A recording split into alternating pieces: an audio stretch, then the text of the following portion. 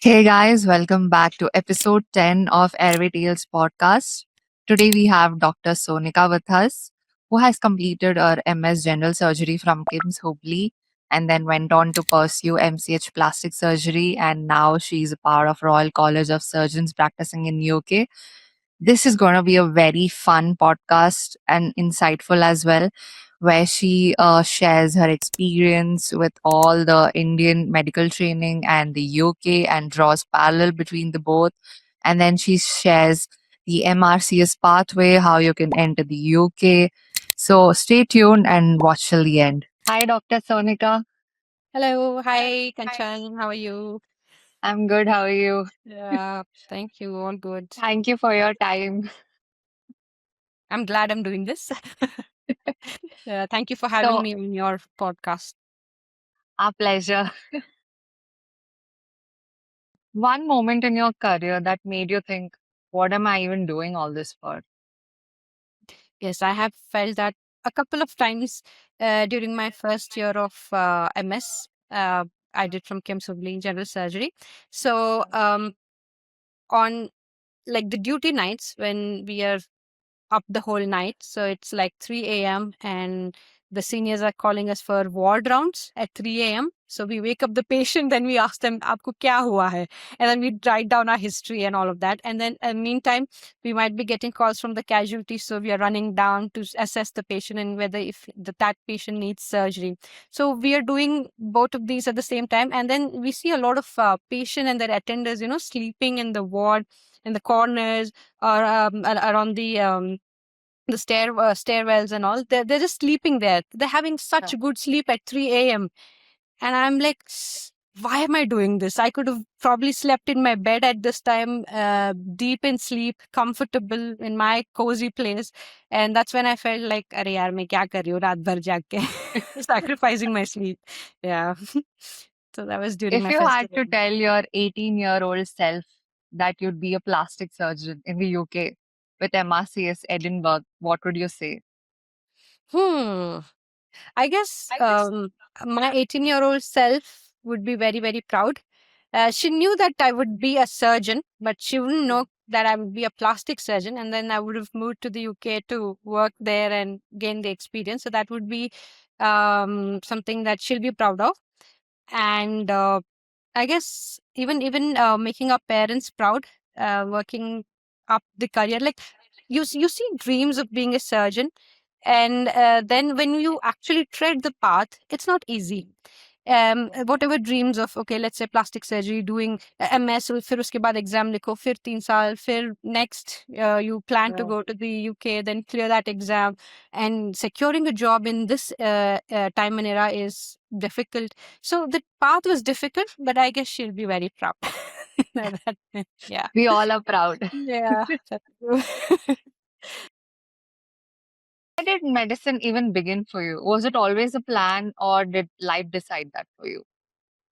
Medicine, I always wanted to be a doctor. It started off as a passion. It's like parents are saying, doctor saab hai, like when you're tiny, when you go to the hospital, like a doctor hai, unko wish karna hai, and doctor bol rahe, manna hi padega. So I saw a lot of respect that my parents had towards doctors, and I'm like, nahi, to if my parents are respecting the doctor, matlab kuch to, it's something big.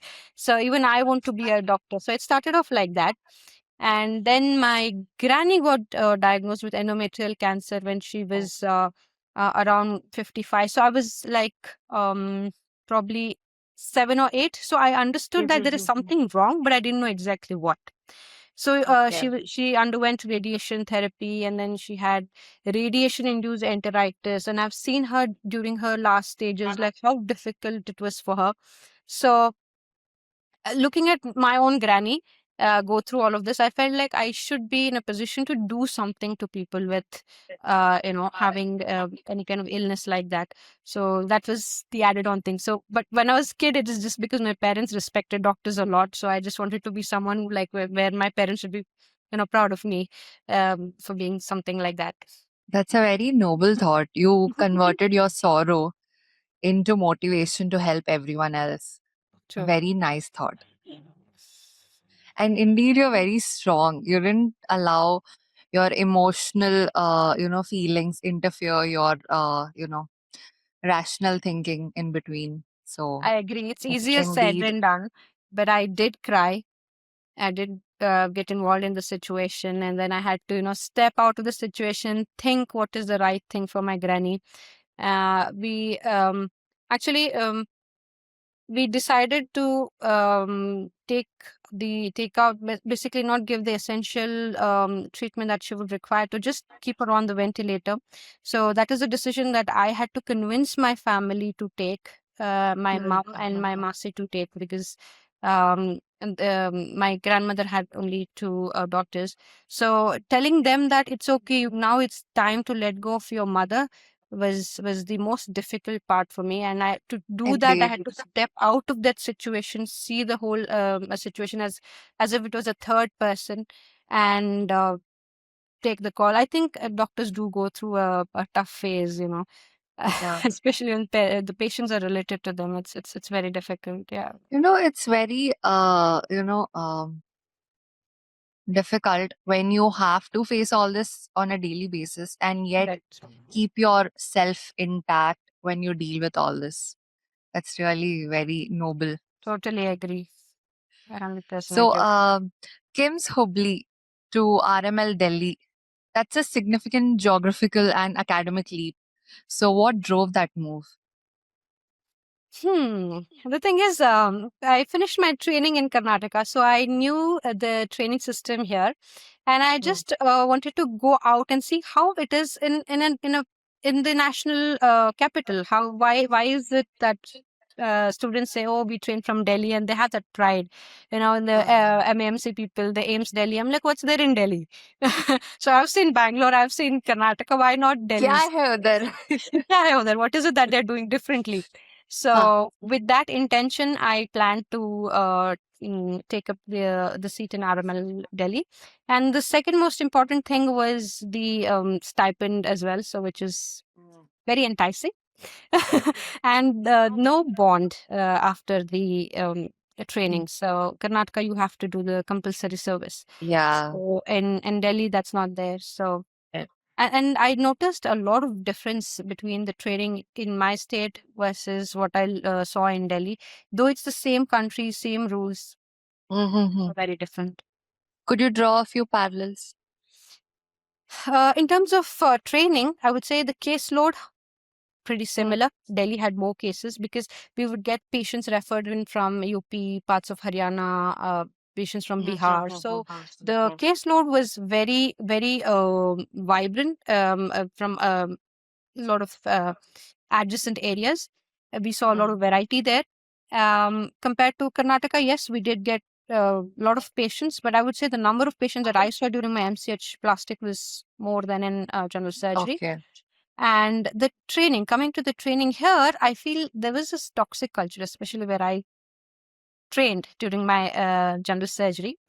The institute Totally. was great, the academics was great, clinics awesome, but then there Mm. was this toxicity in the department, the seniors, the hierarchy. That is something I didn't understand in the beginning. I Mm. had a tough time to realize what that system actually, what is it that they expected of us, what was expected Yeah. of us, and just having to deal with it. I mean, I didn't like it, honestly speaking. Yeah. I would say the first year of my MS general surgery was the worst part of my training so far, for how many ever years it's been, Mm-hmm. from 2013 to till now. I mean, this mentality that if we have struggled, Yeah, what makes you different? You need to go through the same. Otherwise, you're not cut exactly. out to enter into that profession. That Exactly. thought needs to be cut. You need to break the chain. You need to break the True. cycle.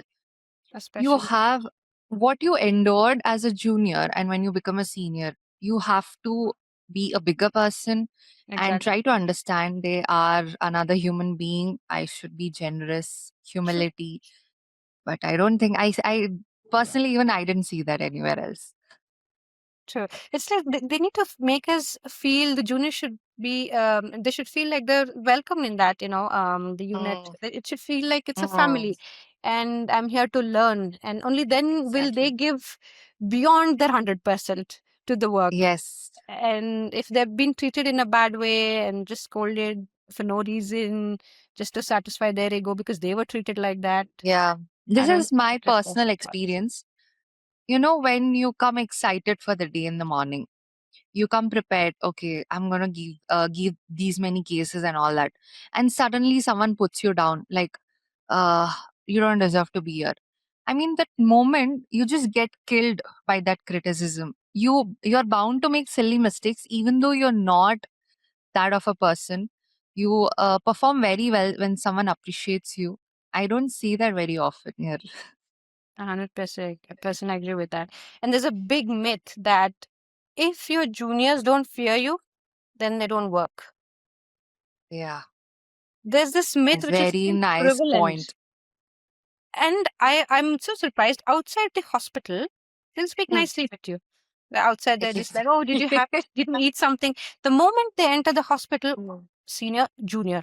I'm like, personality 360 degree कैसे change हो गया? So यही इंसान था क्या अंदर what OT में और I बाहर? couldn't understand why as to why they would behave like that. Then Yes. I realized उनको वो fear बना के रखना है at workplace so that वो distance बना के रखेंगे and they feel that we'll work properly if that Oh my is God. the case. Mm. Also, So you mentioned that you were very excited with the pay in the north. Why do you think there's a difference between the pays?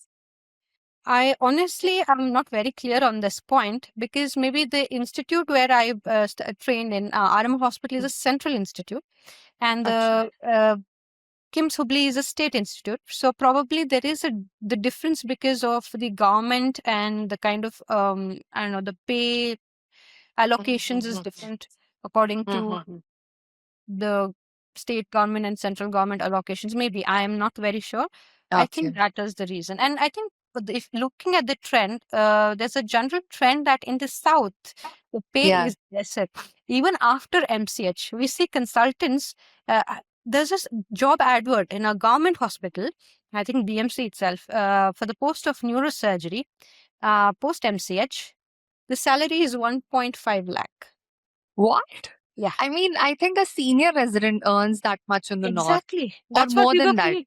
Yeah. First year SR in RML Delhi, we RML? get paid, yeah, Safdarjung and RML, we get paid 1.25 first year. So it does make a lot of difference when you're married, when you have a family or you're supporting Yes. parents. So and at the age of probably you're doing MCH when you're 25, 27, some people are doing at 30. So you have a lot of responsibilities and financial commitments. So I think this plays a very important role while choosing where you do your training. Yeah, we have taken up a noble profession where we shouldn't, we have been Think labeled about. that we shouldn't crib, we shouldn't demand Yeah. money, we should keep Yeah. working endless hours. So, was there a moment in med school or residency where you genuinely considered quitting? Were you? Considered quitting. Oh, quitting. Hmm. As in, it is not because I did. Again, by this time, you already might have known that it's during my general surgery from the experience that I'm sharing. It is not because of the workload, not because of the clinical or academic pressure, nothing doing. It is just simply Mm. because of hierarchy and the toxicity that I faced in my first year. So apart Yes. from that, I don't think I've ever felt like quitting. This is always my dream branch. I always wanted to be a surgeon. So I would never do justice if I, thought of quitting because doing so much effort, parents supporting you, and you've taken up the seat, which could have been someone else's. So yeah, Yeah, I don't no, think never a choice. no, no. Who was your biggest anchor during the hardest days of your training? I would say my husband. He is my biggest support. And though he was going through whatever he had in his life, because he was also not very settled by that time, he was figuring out how to go about training and how to settle. I think despite troubles, both of us, we stayed with each other. And of course, my family, my mom and my sister, my biggest support. So they were You always with. know, when a person becomes a doctor, there's an entire crew behind that person who supports them mentally, physically, emotionally. I don't think the other non medicos will realize how 100%. difficult it is to raise a doctor in the house. Yeah, Yeah, hats true. off to all the families Families, yes. And especially the who don't parents who are very expect patient. anything in return. Correct. So they're just doing their part. They're like, कर लो, एक और exam कर लो, notes चाहिए, study material चाहिए, कर लो, ले लो. Clear whatever you want to do. So they're always there. So always supporting. Yeah. Yeah. So tell me about your MS journey at KIMS. What does surgical training actually look like on the ground level in that college? So as I mentioned, surgical training at KIMS Hubli, which is a state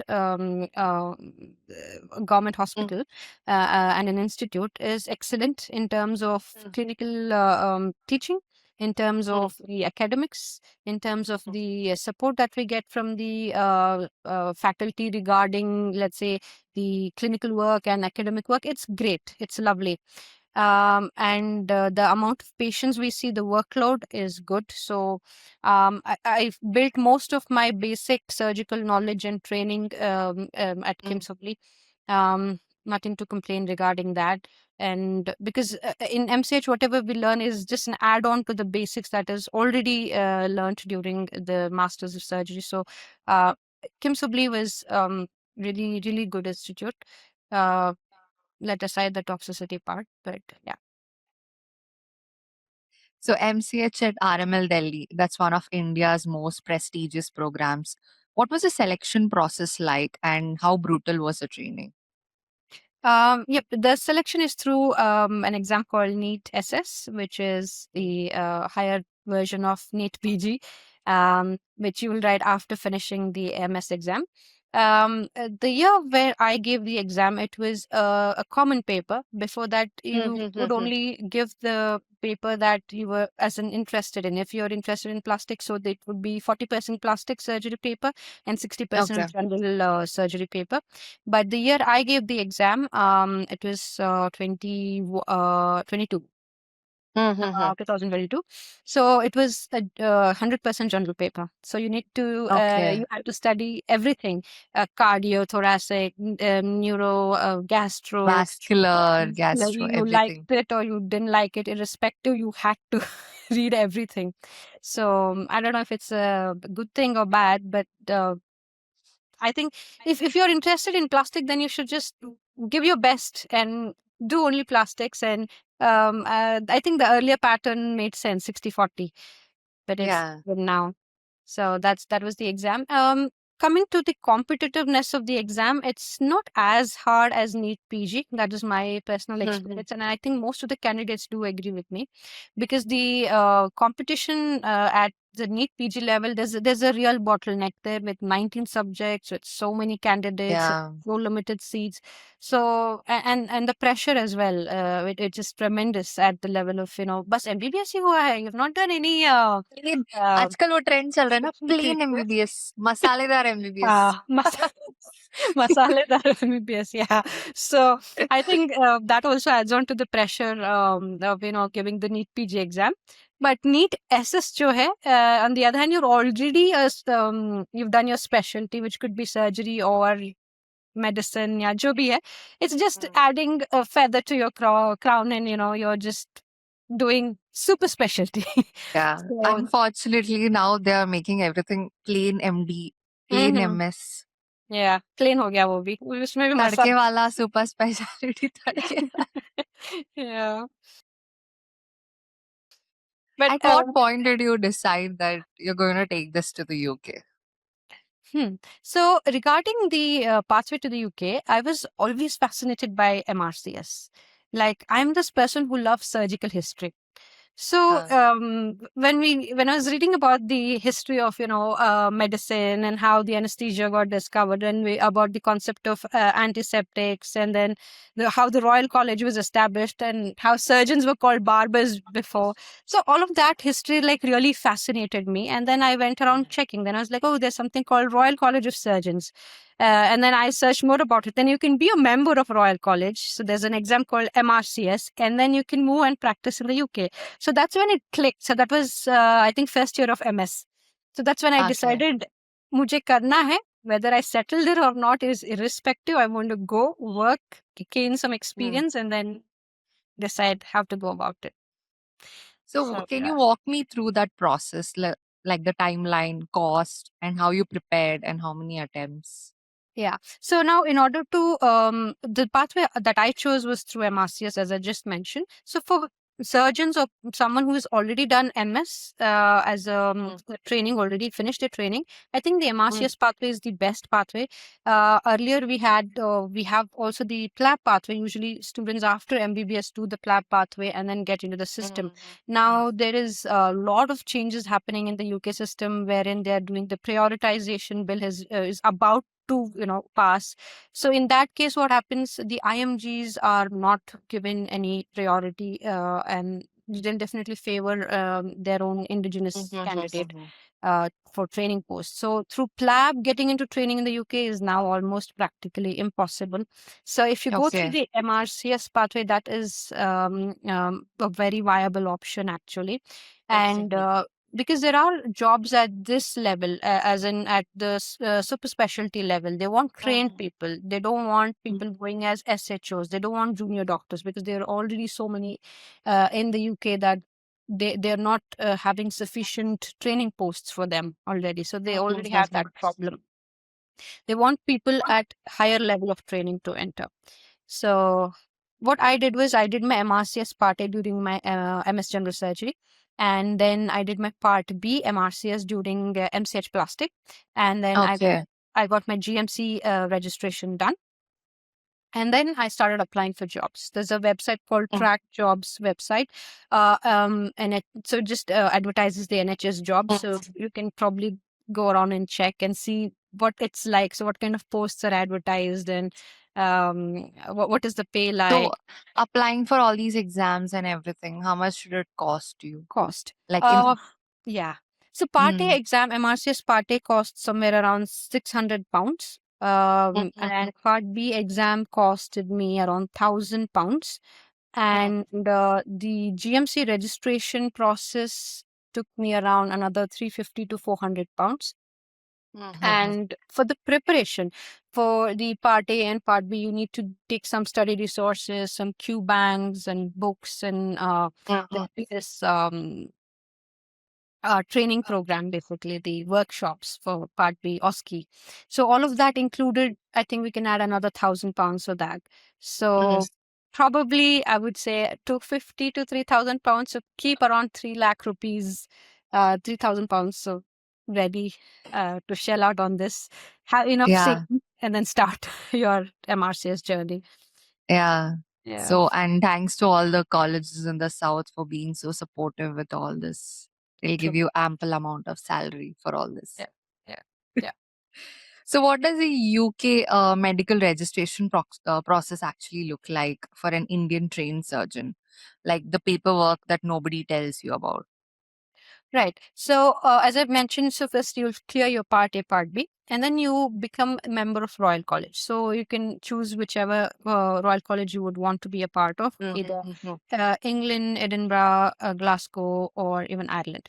So once we become a member of the Royal College, again there will be a set amount of fees. I think it's around £150 or something, and you have to pay an yearly recurring amount of £90 to maintain it.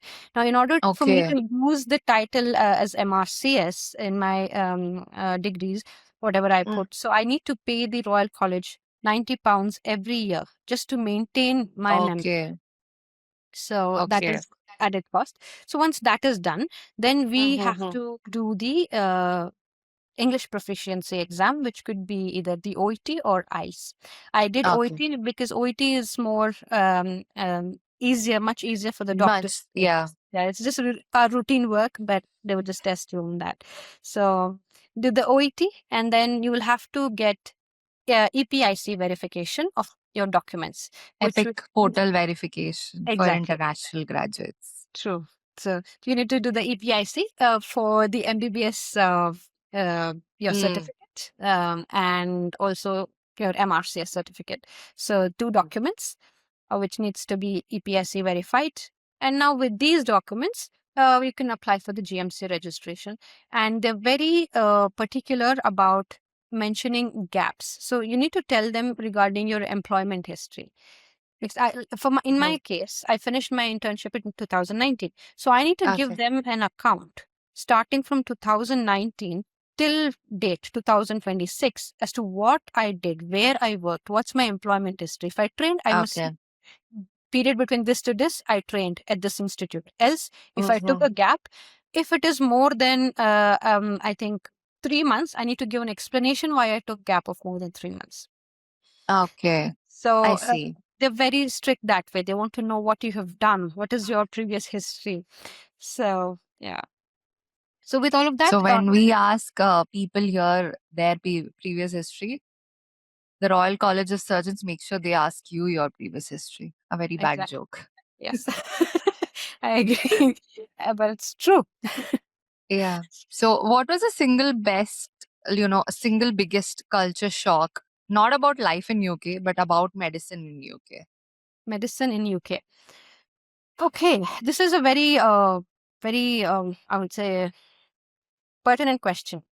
And I faced it during my first month in the UK. So the UK system, doctor is just a part of the patient pathway. So Okay. patient do not revolve around the doctor. So if there is a chain, there's a pathway, doctor has a Huh. particular role. So you're sitting there and you're doing your role. So there are people doing their role as well. So the moment patient walks in to the patient, the point where he walks out in India, everything is linked to the doctor. They blame it on the doctor. The reception not Yeah. good, tell the doctor. Nurse not doing her job, tell the The doctor. fan is not working in the ward. The Tell the doctor is doctor. to be blamed. Food is The not good. flush in the toilet doesn't work. Doctor is doing. Exactly. So anything that happens, the hand therapist, the physiotherapist, dietitian, they're not available. Ask the doctor. So in the UK, the thing is that people are doing their jobs. So you have to just see your part. You just do your role as a That's a doctor, good thing, right? and that's how. I don't think there's a lot of burnout there as much as we see here. At least for Mhm. you know um, work related stuff, because you're just doing How your work. different is the doctor patient relationship there? Um, Again, the biggest difference in India here, because Mm. I've trained here, and both the institutes were government hospitals. Now I'm Yeah. working in the NHS, which is again the government system there. The biggest difference that I have noticed is that patients there trust your opinion. They Okay. respect your decision. They respect whatever diagnosis and treatment options that you've given them. And if you say, okay, this is what I think is best in your scenario, they listen to you. Okay. And now that we know the reality of the NHS is that you get appointments after, let's say, 6 months of waiting, 1 year. So they are waiting to Mm. come and talk to you. So they Mm. value the time that they're going to spend with you. So they come prepared for the All the questions appointment. and all the Yes. doubts. And they Yes. have everything answered in that time, and they follow your instructions. If something goes wrong, Mm. or if they have some problem or issue and they have to book an appointment, and that will be after 6 months.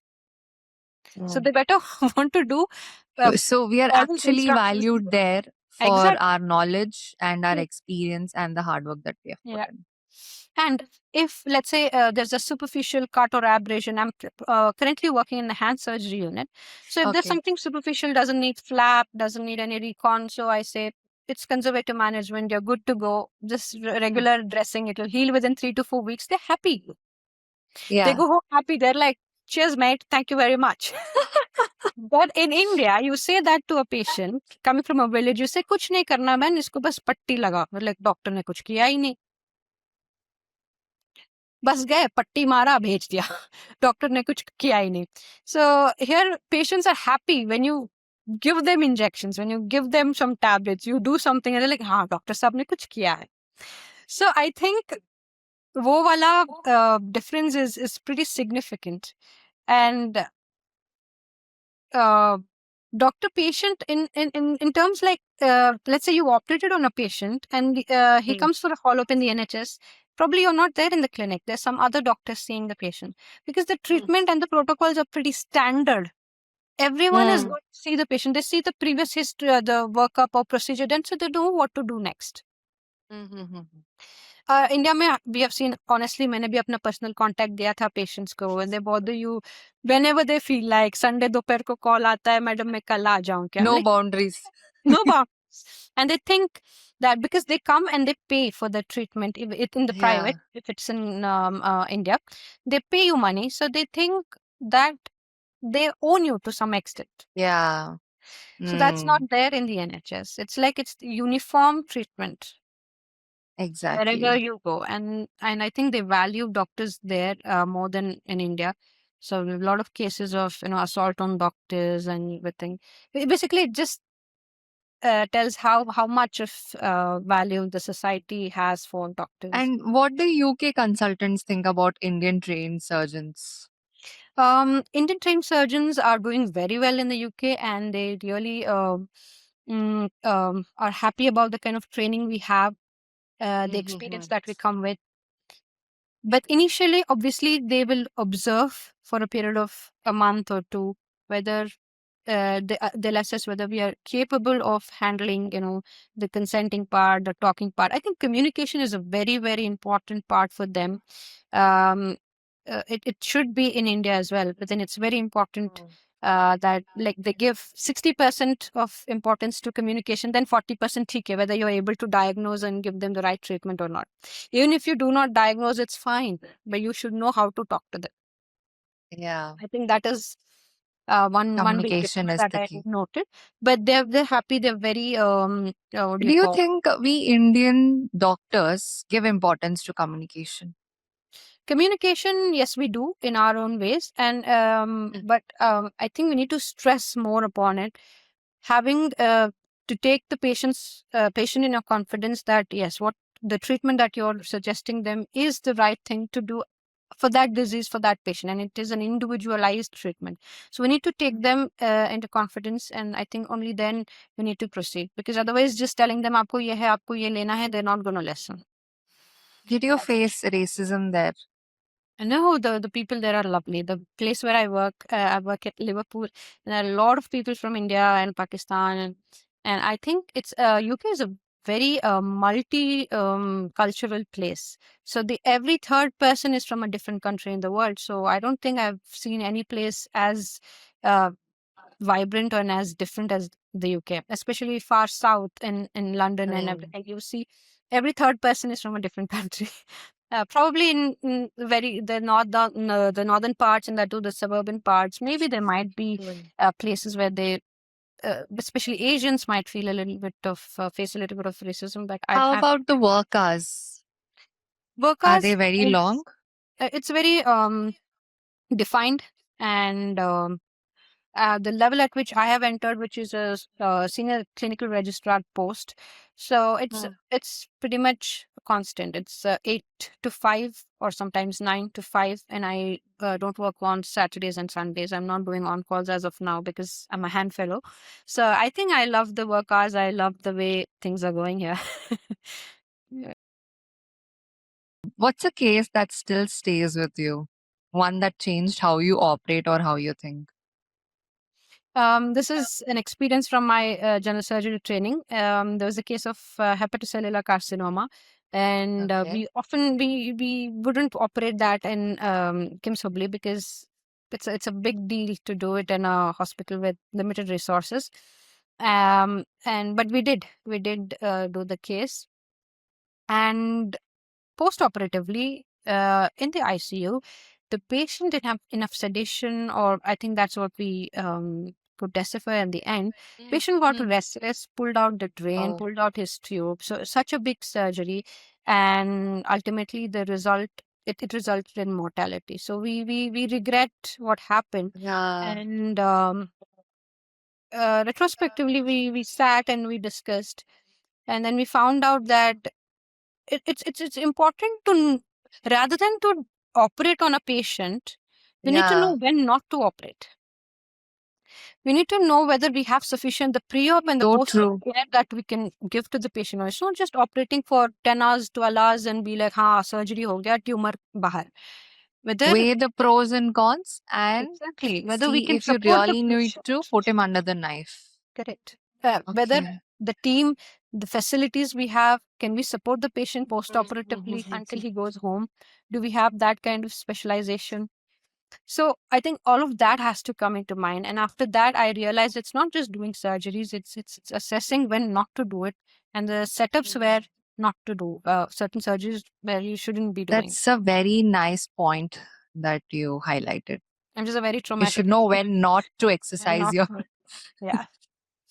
So, body dysmorphia, how often do you encounter it and how do you handle a patient who wants something you know won't help them with? Well, body dysmorphia is a spectrum actually. We do see, I think everybody has some aspects of body dysmorphia. You're 1% or 10% or someone having 90%. I think everywhere, everyone has some bits of, the dysmorphia features.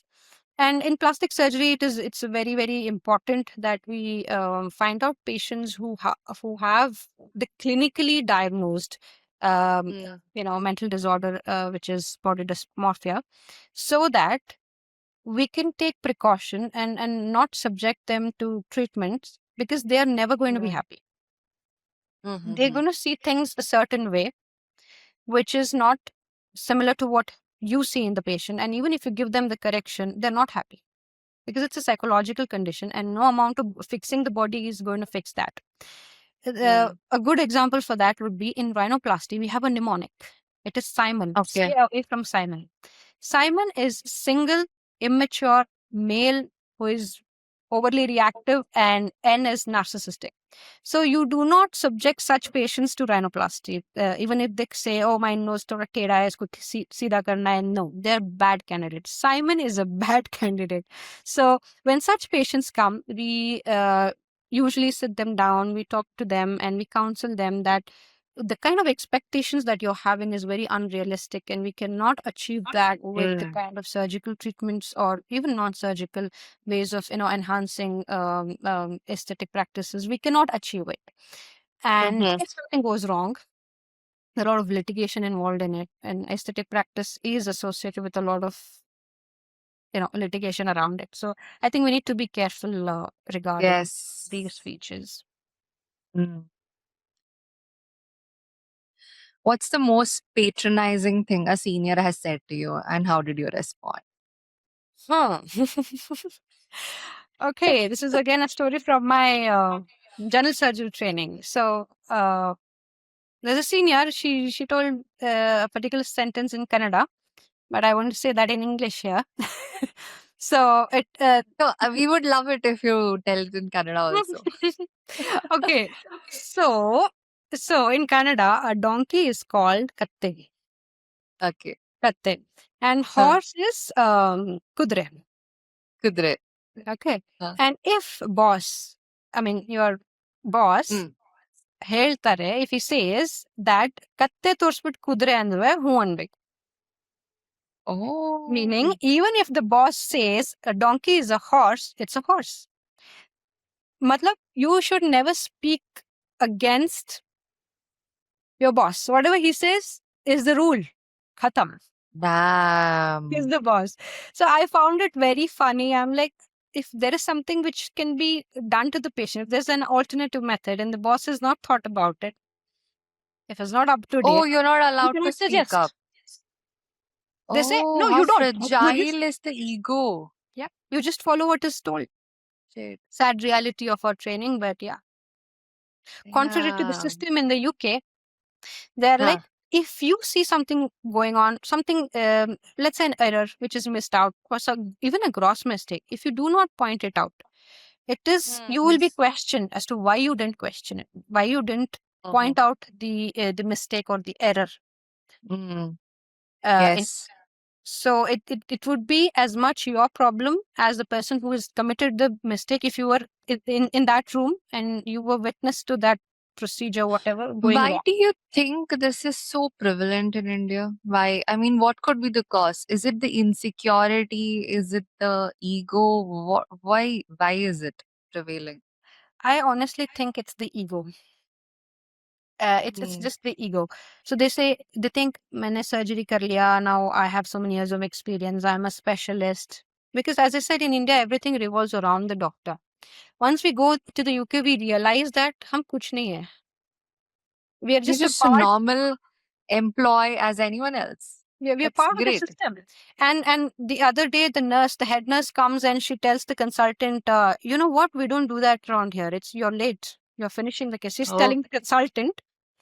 The case took a little longer. She's like, we don't do it around here. Why you're late? You're supposed to be finishing it half an hour earlier. Like it was, I think, 5:30. She was upset with the consultant. God forbid if a sister spoke here with that much audacity, I think she would be out the next day, Seriously. unless she's the head of some department.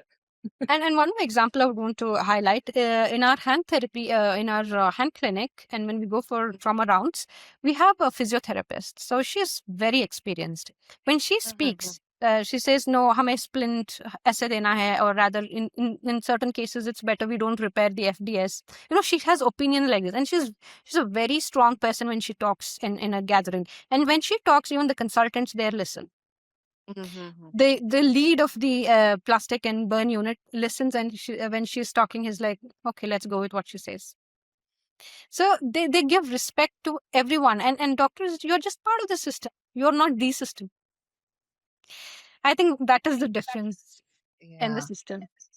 How do you think gender has shaped your surgical career, both as a barrier and surprisingly as an advantage?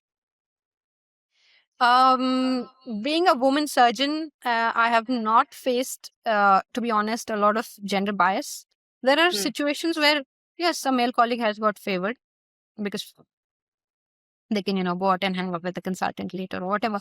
So, but honestly, I have always got the clinical experience, the role, or even the academic, jo bhi opportunities were there based on my merit, and I do not blame any kind of gender bias or anything. I did not face much of it, and I think uh, a message to all the women in medicine who want to pursue whatever they want to do: just be good at what you do, be good at your academics, be good at your, in mastering your skills, be so good that it shouldn't matter whether you're a female or a male speaking, and people just should turn to you and be like, you know what, this is your field, why don't you come and fix this, there's something wrong. Yeah.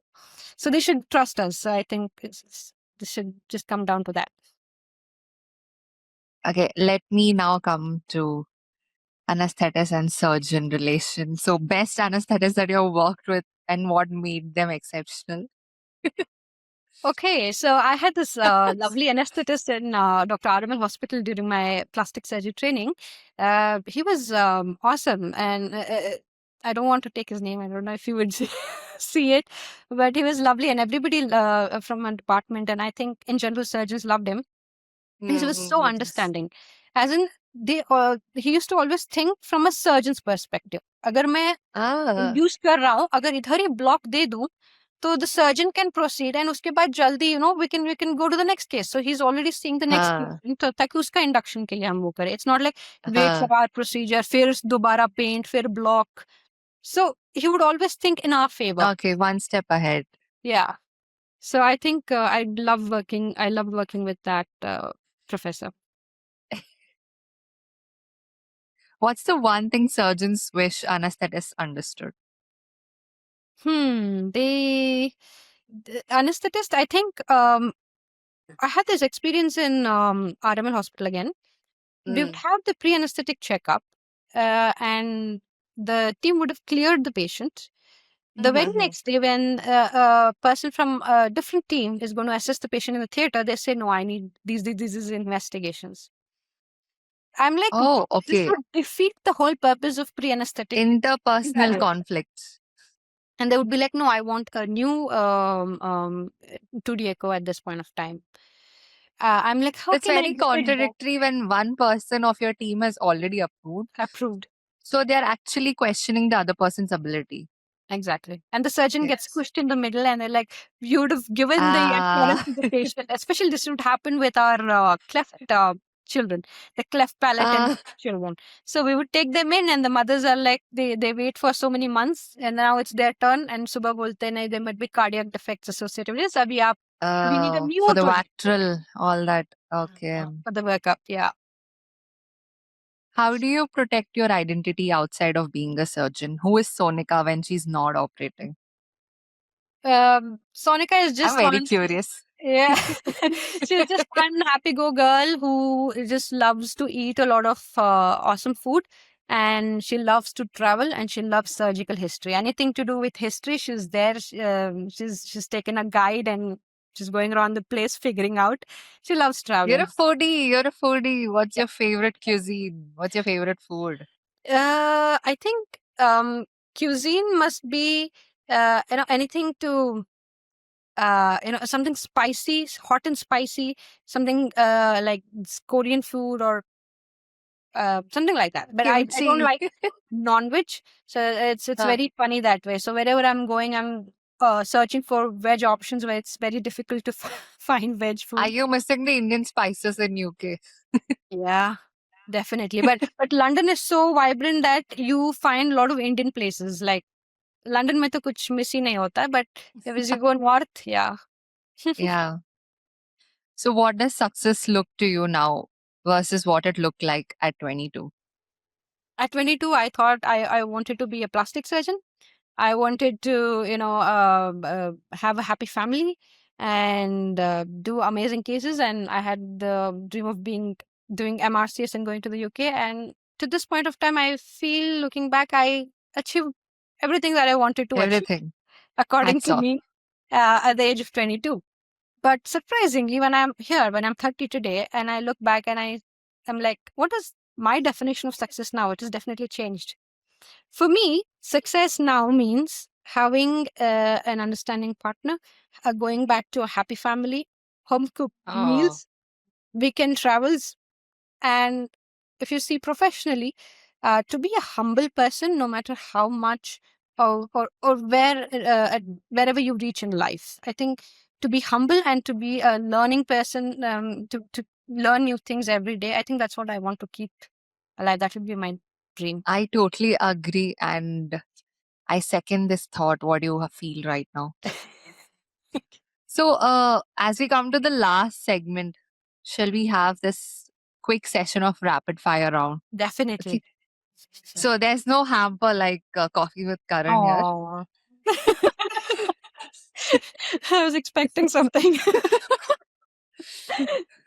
We can catch up for coffee sometime when I come to UK or you come to India. Lovely. Okay, now I have something to look forward to. Yes. So, India versus UK training, one word each. India, crazy numbers, overworked, can be more systematic. UK, it's more structured but lengthy. Yeah. Most overrated thing about working abroad. That you will have a great social life and you will hang out every weekend and party. No, absolutely no, that doesn't happen. You're half the time cleaning your clothes, doing your laundry, cooking, and maintenance, and Adulting. adulting. Yeah. There's not much of social Okay. life. No. Most underrated thing about Indian medical training. I would say the jugaad. Basically, you learn a lot of jugaad and you manage things despite not having resources. I think that Yes. skill, how to get out in the situations, find solution. I think ask an Indian. He knows how to do that. One instrument you can't operate without. My loops and my tenotomy scissors. Okay. The specialty you almost chose instead of plastics. Neurosurgery. Okay.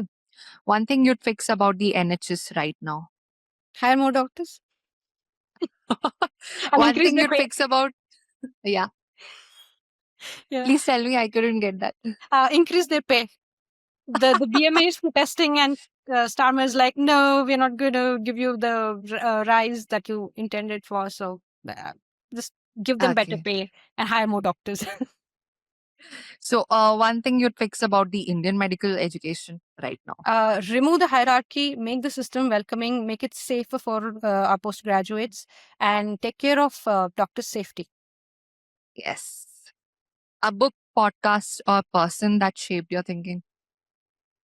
There is this person by name Dadi Janki. I'm not sure if many of them have heard about her. She was the administrative head of the Brahma Kumaris, and she expired recently. She was Okay. 104 or 105 when she expired. Such a dynamic person. Her spiritual teachings and everything. I think I'm really impressed by the way she has served the humanity. Very Very humble. nice. What would you be if not a surgeon? A botanist. I would be teaching Oh, in a university, or I would be a historian. Um, Miss Briganza. I would probably I would be doing that. Yeah. Actually, in fact, I am interested in. I'm looking for a course. I will enroll in diploma in surgical history. So probably it's a Mhm. year. It's a year's course with the thesis, and we'll study the medical history and surgical history, and then I'll start teaching history. Yeah. So, last question, unfortunately. What do you want every young Indian doctor listening right now to hear? Uh, the Indian training is difficult, um, let alone the work and everything. But when it comes to being treated the right way, as in when I was first year, I was scared. I thought that if I raised objections, they would target me more. So do not do that. Mhm. If something is wrong, stand up to Stand yourself up. and say, no, this is not okay. You cannot talk to me like this, or you cannot treat me like this. Mhm. This is not normal. But Dr. Sonika, there's a fear that they might fail you Get or targeted. Yes. academic, Yeah. drop. So I that's totally why I agree. think students fear speaking out. Yeah, I was in that situation and I didn't. I didn't speak up Mm. when I was in first year. And as I completed the course and I moved to Delhi and I realized the system is different. Matlab, I was kuwe ka mendak. I thought they'll target me. I thought I was the center of the universe and everybody would, bother me or मेरा जिंदगी बर्बाद कर देंगे. नहीं, they have उनकी सबकी पड़ी है. मतलब everybody has their own problems. And if you Exactly. say if you don't say anything and they think that it's okay to treat you that way, and that will Mm. only escalate. It is not going to get any better. Mhm. So I think if something's wrong, stand up and say, nahi, this is not okay. You cannot talk to me like this or you cannot treat me like this. And It was indeed really fun, interesting, exciting to have this conversation with you. पता ही नहीं चला time कहाँ गया because I I know, thought, right? okay, let's keep talking. But then I Yeah. think we have come to an end now. So it was really nice to have you on this podcast. Yes, thank you. It was I'm lovely. so glad that you agreed and you took some time out. Thank you so Thanks for much. asking me to be here. Also, Yeah. as you're in India right now, if patients want to approach you, are you open to? Definitely.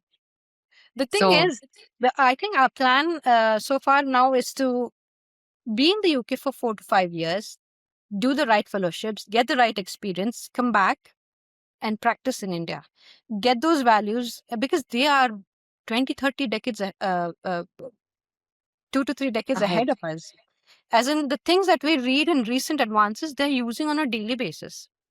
Mm. So, I mean, I just want to learn what they're doing there. I think we should all aim to do that because the papers that they publish, top notch. The things that they're the way of the flow of their thoughts, how they're planning, how they're working. Learn that, come back, implement, and It see. was very insightful talking to you. I hope people will get to know how the MRCS pathway is and they'll get motivated to, achieve further. Thank you Just to so add on, much. for more Yes, information regarding the MRCS Part A and Part B, there is a full in-depth video regarding this on my YouTube channel. So I think you can go back. I'll be linking it Right. down below. Yep.